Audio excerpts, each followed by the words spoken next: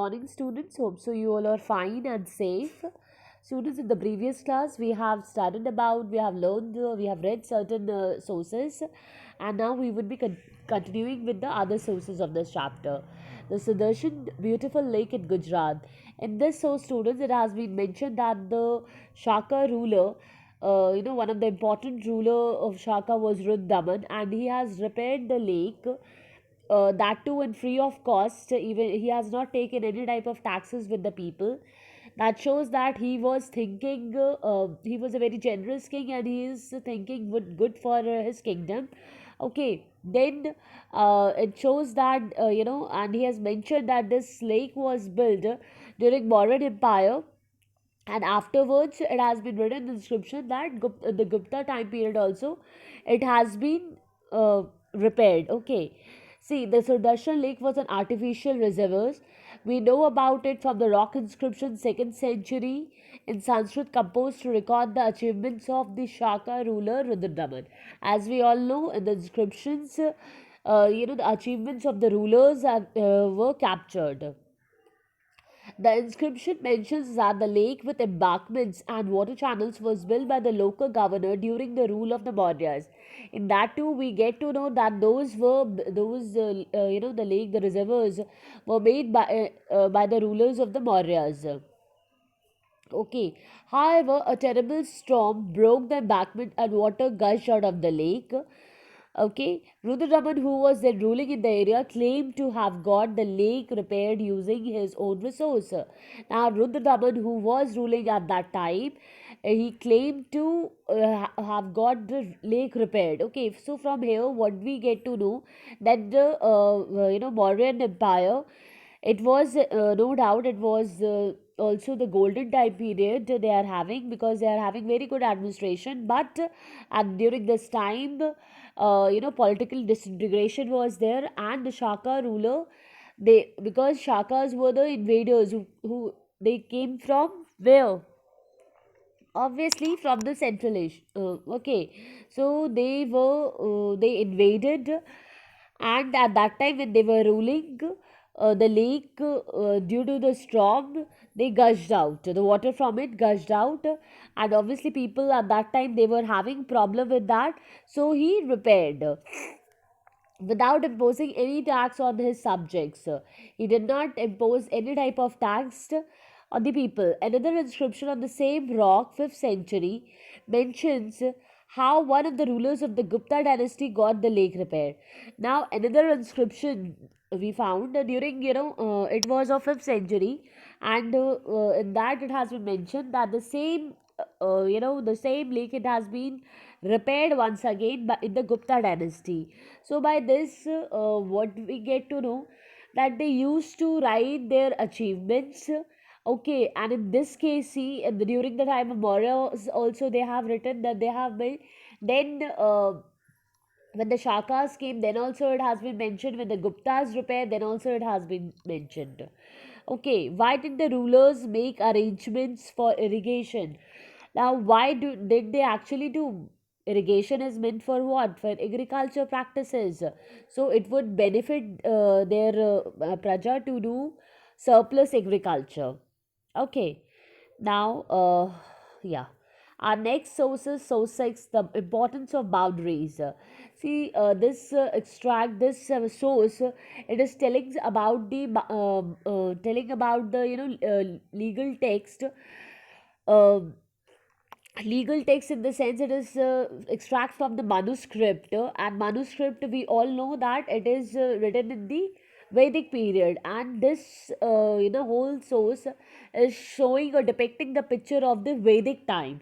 So do not correlate or do not get confused that it is the time period of Magda. It is actually correlating with the Vedic period. The manuscript is one of the best legal texts of the early India, written in Sanskrit. Okay, between 2nd century BCE and 2nd century CE. This is what the text advised the king to do. Seeing that in the world controversies constantly arise due to ignorance of boundaries, it is true that all the controversies are due to the ignorance of boundaries. He should have concealed boundary makers buried And for that boundary, what are the things like stones, okay, bones, cows, hair, chaff, ashes, post herds, dry cow dung, bricks, pebbles, and sand. Means these are the materials by which they can create boundaries. He should also have some other similar substances that could not decay in the soil, buried as hidden markers at the intersection of boundaries. Means there should be, some substances which do not decay, and it would be treated as an internal, hidden markers. Okay. So would these boundary makers have been adequate to resolve the dispute? Were this was enough for, to resolving any type of dispute? See, sometimes it is said it depends upon the, how the other party or the other ruler is. If the ruler is, or wants victory, he will win. It depends upon their army, which type of army they are having. If I'm just talking about in a bigger aspect, but in a smaller aspect, it will not work. Okay. Now, life in a small village. The Harsha Charitra is a biography of Harshavardhan, the ruler of Kannauj, composed in Sanskrit by his court poet Banabhatta. See, this is important, students, because it can, no doubt, it is inside the source, but it can be asked in your objective exams. This is an expert from the text, an extreme rare representation of life in the settlement on the outskirts of forests and the Vindhyas.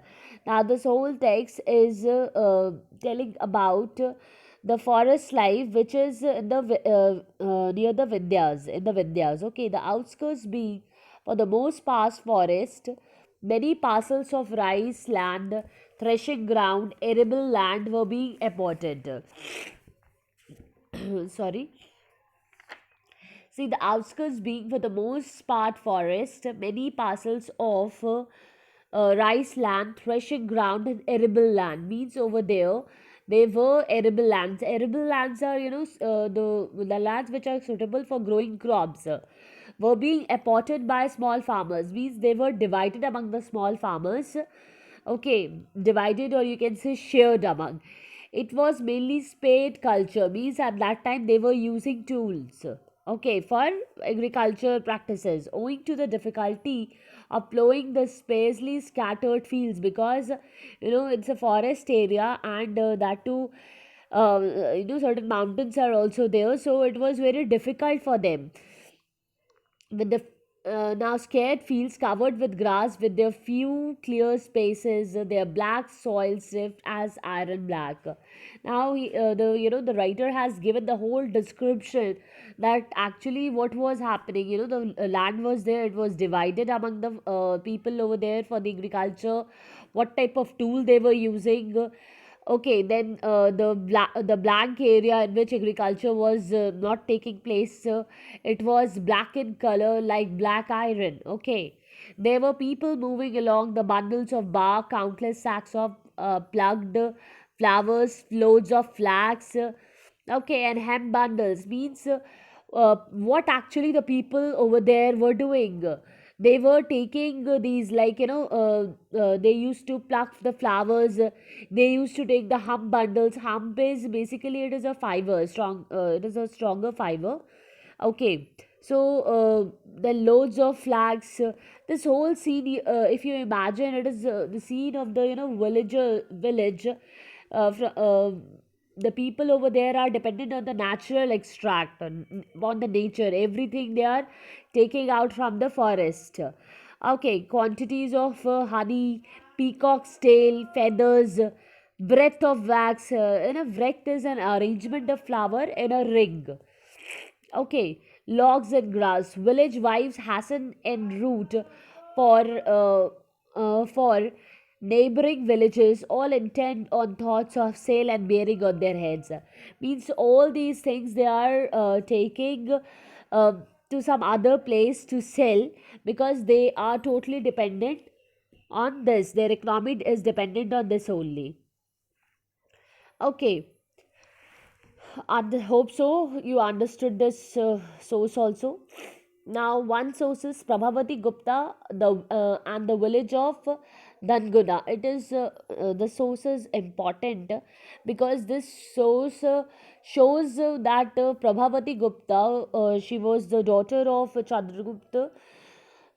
Okay, now we are coming to the Gupta period. Okay, and he was the lady who has the grant to give land grants. Okay, up till now women are not allowed to give anything because they do not have any right on the land, but she was the exception, that she has the right to give land grants. It is in her inscription, it has been mentioned. We have already discussed while teaching.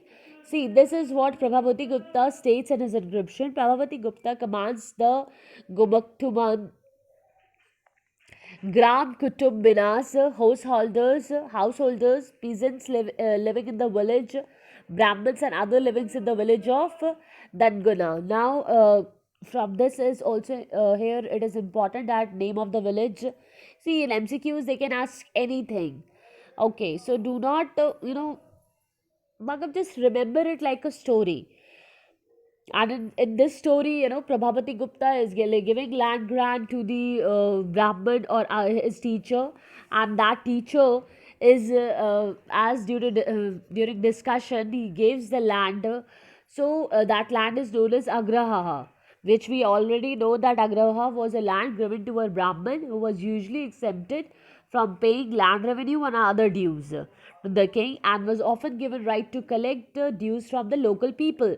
Means that land which she gave to that Brahmin was, now he was, suppose he was the now king of that land, he would take the taxes, but he do not have to pay to the real king. Okay, he can, now it's given, see, this village in the third para, see, this village is not to be entered by soldiers and policemen. So in that part of land, the soldiers and policemen will not come, exempt from obligation or to provide grass, animals hides as seats, and charcoal to touring royal officers. Means from that land nothing will be taken.